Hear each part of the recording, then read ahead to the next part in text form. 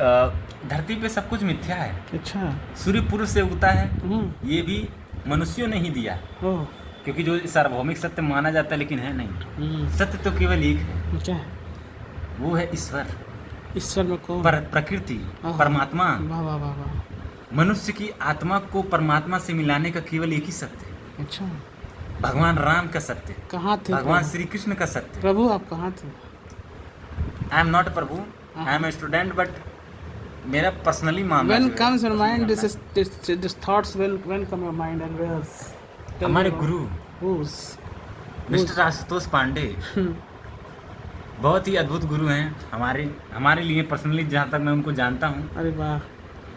तो उन्होंने मुझे बताया कि सब कुछ सत्य नहीं है, इस ब्रह्मांड में सत्य केवल एक ही है कि पृथ्वी घूमती है, और दूसरा सत्य ये है कि सूर्य है, और उन सबसे भी सर्वोपरि सत्य है कि ईश्वर है, भगवान राम। लेकिन आप तो पढ़ने लिखने वाले स्टूडेंट हैं और आप इतना मानते हैं, क्या ये बात सत्य है?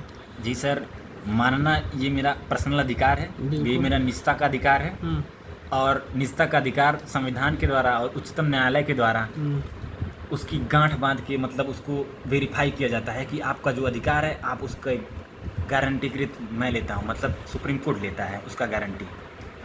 और लेकिन बहुत सारी मिथ्याएं ये भी फैलती है कि जो पढ़ने वाले स्टूडेंट हैं वो देवी देवताओं का मतलब ज़्यादा मानते हैं, लेकिन आप तो बहुत बहकी बातें कर रहे हैं। एज ए ऑफिशियल पर्सन मैं केवल फैक्ट पे बात करता हूँ। अच्छा। लेकिन एज ए पर्सनल यानी निजता का जो हमारा अधिकार है मैं उसका उपयोग करूँ। एज ए स्टूडेंट क्या कहना चाहेंगे? एज ए स्टूडेंट मैं कहना चाहता हूँ कि जो भी ग्रंथ, जो भी साक्ष्य अभी तक हमारे पास प्राप्त हैं, उसके आधार पर सभी धर्मों का सम्मान और आदर किया जाना चाहिए। और एज ए पर्सनल मैं कहना चाहूँगा कि हर व्यक्ति के लिए उसका धर्म सर्वोपरि होता है। जैसे मेरे लिए मेरा धर्म सर्वोपरि है, वैसे एक किसी अन्य समुदाय, मुस्लिम समुदाय के लिए मुस्लिम उसके लिए सर्वोपरि है, और सिख और ईसाई के लिए उसका धर्म सर्वोपरि है। चलिए, आप एक स्टूडेंट हैं तो एक लॉजिक वाला क्वेश्चन बताइए। जी हाँ। मान लीजिए कि हिंदू मुस्लिम विवाद जो आप पढ़ रहे होंगे तो बहुत युगों से आ रही है। जी। इस पे प्रकाश डालिए थोड़ा सा। कैसा मैं हिंदू मुस्लिम विवाद, क्या ये उचित है, या ये विवाद कहना सत्य है, या ये सार्वभौमिक सत्य है?